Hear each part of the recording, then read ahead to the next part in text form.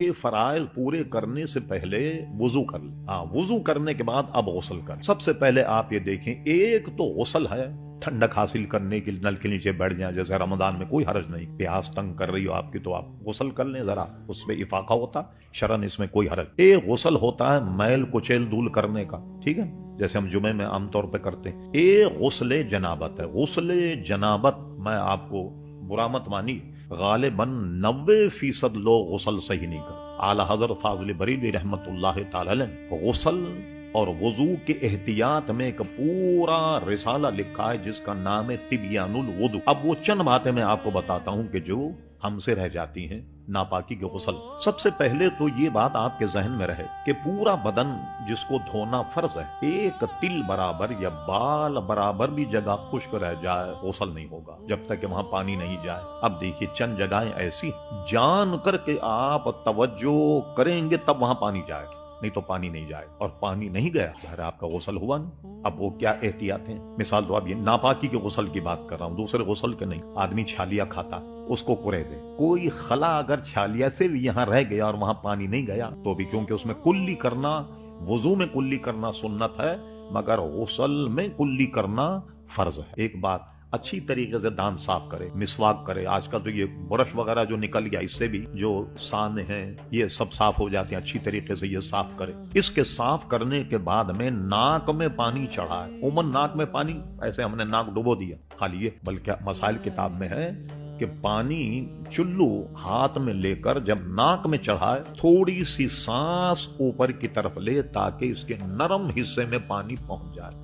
جہاں تک کہ ہڈی نرم ہے یہاں تک پانی پہنچ جائے. اور اس کے بعد اپنی چھوٹی انگلی سے صاف کرے کہ کوئی جگہ ناک میں ایسی نہ رہے کہ جہاں پانی نہ گیا. اب آئیے غسل کرنے. غسل کرنے میں ہم نے نہا لیا، یہ دیکھیے آپ ہاتھ لائے کان میں، یہ ایک ایسا کھڈا ہے، اس میں جب تک پانی نہیں جائے گا، اوپر سے آپ ڈالیں پانی نہیں جائے گا. تو آپ ایک چلو پانی لے کر کے یہ کھڈے تک پہنچائے. یہ کھڈا جو نظر آ رہا ہے آپ کو گڑا، یہ اوپر سے پانی ڈالنے میں رہ جائے گا، یہاں پانی نہیں. اسی طرح دوسرا جو گڑا یہاں پڑا ہوا ہے، یہ بھی جب تک آپ خاص طریقے سے چلو میں پانی لے کر نہ ڈالیں یہاں تک پانی نہیں جائے. خواتین اگر نت پہنی ہوئی ہیں آسانی سے نکل جائے تو نکال لیں، ورنہ جب وہ وضو بھی کریں، کیونکہ وضو میں منہ دھونا فرض ہے اور غسل میں بھی، تو اپنے ناک کی جو نت ہے اس کو بھی ہلائیں تاکہ اندر بھی پانی چلا جائے. اگر ان کے آئرین یا بندے ہیں کان میں سرا، اس کو بھی ہلائیں تاکہ اندر تک پانی چلا جائے. پھر اس کے بعد یہ ناف، آپ اوپر نہائیے، یہ ناف کے اندر پانی نہیں جائے گا. بڑی معذرت سے جو بڑے پیٹ والے لوگ، وہ ناف اندر چلی جاتی ہے جس کو ٹنڈی بھی کہتے ہیں، عربی میں اس کو سرہ کہتے ہیں. تو یہاں جب تک آپ پانی اندر نہیں ڈالیں اس وقت تک پانی نہیں جائے گا. ٹھیک اسی طرح آپ بغل اٹھا کر یہاں پانی ڈالیں، ٹھیک ہے، ادھر پانی ڈالیں. خواتین جو ہیں وہ سینے کو اٹھا کر کے نیچے پانی ڈالیں. اور اس کے بعد میں ایک مسائل، اب میں اگر شرمایا جائے تو مسائل دنیا کو معلوم ہی نہیں ہو. حضرت ام المومنین حضرت عائشہ صدیقہ اگر شرماتی تو علماء فرماتے ہیں کہ خواتین اسلام آدھے دین سے محروم رہ جاتے. بھئی جو خواتین کے مسائل ہیں، اگر حضرت عائشہ صدیقہ شرماتی تو مسائل کیسے معلوم ہوتے؟ مثلا اس زمانے میں حائضہ عورت اگر کسی چیز کو چھو لے، لوگ کھاتے نہیں تھے. حائضہ عورت کھانا نہیں پکا سکتی، حائضہ عورت کسی کپڑے کو نہیں اٹھا سکتی. حضرت امور میں حضرت عائشہ صدیقہ فرماتی کہ حضور علیہ السلام اعتکاف میں ہوتے، مسجد نبی کی دیواریں چھوٹی تھی تو آپ اپنا سر مسجد کی دیوار سے باہر نکالتے تو میں حضور کے سر میں تیل لگایا کرتی حالانکہ میں حائضہ ہوتی. حضور علیہ السلام نے مجھ سے فرمایا کہ صدیقہ وہ چیز جانماز اٹھا لاؤ. کہا حضور میں تو حائضہ ہوں. تو فرمایا کیا حیض تمہارے ہاتھ میں؟ لے کے آؤ اٹھا کر. اس چیزوں سے اگر وہ بیان نہ کرتی تو علماء مانتے ہیں کہ آدھا دین سے خواتین محروم رہ جاتی. کہ عورتوں کے، خواتین کے مسائل معلوم نہیں ہوتے جس کا تعلق خلوت سے، جلوت کے مسائل تو اب جانے، خلوت سے جن کا تعلق مسائل کیا. اب آئیے میں جو بات کہنا چاہ رہا تھا وہی پیشاب اور پاخانے مقام میں بھی صحیح طریقے سے پانی پہنچایا جائے. ختنہ کرنے کے بعد جو کھال نیچے لٹکی ہوتی تو یہاں تک بھی پانی پہنچایا جائے. اگر یہاں ویسی نہ لیں آپ تو یہاں پانی نہیں پہنچے گا، یہاں بھی پانی پہنچایا جائے. اور اس پر اعلیٰ حضرت فاضل بریلوی کا پورا فتویٰ ہے جس کا نام تبیان الوضو ہے. اس میں اور اسی طریقے سے تیمم میں بھی احتیاط. نہا رہے ہیں تو عموماً ہماری فطرت کیا ہے کہ ہم نہاتے میں آنکھ میچ لیتے ہیں. اب یہ دیکھیے یہ آنکھ جہاں ہم نے میچی، اب اس کو کھولی، یہ دیکھیے یہ سطریں جو ہیں اس پہ پانی نہیں گیا. تو اب کیا کریں گے؟ ہم پانی لے کر کے آنکھوں کو اس طریقے سے ملا جائے. آنکھ کے اندر پانی ڈالنا فرض نہیں، لیکن آنکھ کے ادھر پانی ڈالنا جو ہے وہ بہت ہی ضروری. اس کی احتیاط تو تیمم میں بھی ہے کہ تیمم جب کریں جب ہم ایسے آنکھ میچ لیں یہاں تیمم کا ہاتھ نہیں پڑے گا. یہ تک فرمایا اعلیٰ فاضل بریلوی نے اس کی باریکیوں کو کہ تیمم جب کریں تو ادھر ہاتھ ملیں ادھر بھی ہاتھ ملیں اور اس طرح آنکھوں کو جتنا ممکن ہو کھولنا اس طریقے سے کھول کر کے تیمم کا اور وضو کا ہاتھ لگائیں.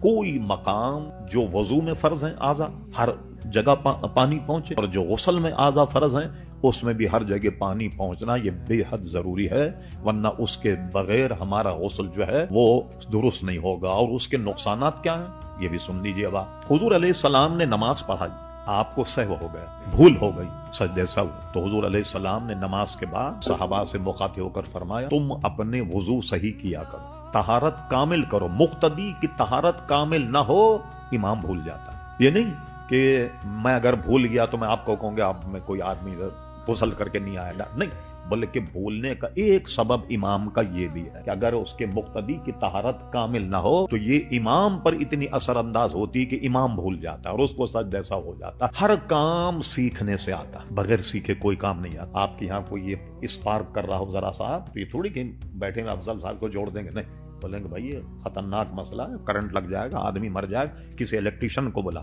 چھوٹا مسئلہ ہو پائپ لنک کرنے لگ جائے بھائی پلمبر کو بلا. ہم اس فن کا آدمی تلاش کرتے اور ہم سمجھتے ہیں کہ دین خود بخود آ جائے گا. مجھے بتائیے ہم نے وضو کرنا کسی سے سیکھا؟ نہیں بھائی، جیسے لوگ وضو کر رہے ہیں ہم بھی وضو کرنے لگ گئے، جیسے لوگ نماز پڑھتے ہیں ہم بھی نماز پڑھنے لگ گئے. کیا غسل کرنا وضو کرنا کسی سے سیکھا؟ کسی سے بھی ہم نہیں سیکھا. میں بریلی شریف گیا، 68 کی بات ہے، حضور مفتی اعظم ہند رحمت اللہ تعالی علیہ وہ اس وقت باقاعدہ حیات، ان کا طریقہ یہ تھا اور شاید ہمارے لیے ہو، طریقہ یہ تھا کہ باہر آن کر مسجد کے گوشے میں وضو کر، تو جب وہ وضو کرتے تو علماء، بڑے بڑے علماء اور مفتیان کرام لوگوں کہتے کہ غور سے دیکھو تاکہ تمہیں وضو کرنا ہے کہ وضو کیسے کیا جاتا. تو ہم کوئی استاد ہمارے سر پہ کھڑا ہو اور ہم سے کہہ دے کو اس طرح ہاتھ دو، اس طرح ہاتھ دو، اس طرح ہاتھ دو، یوں اس طریقے سے وضو کرو، اس طریقے سے غسل کرو، ہم نے تو نہیں سیکھا. اذان ہمارے لوگ کہتے ہیں، اذان بھی ہم نے کسی استاد سے نہیں سیکھی ہوگی. نماز ہم پڑھتے ہیں، نماز بھی ہم نے کسی استاد سے نہیں سیکھی ہوگی. اور اسی طریقے سے غسل بھی کسی استاد سے نہیں سیکھا، وضو کرنا بھی کسی استاد سے نہیں سیکھا.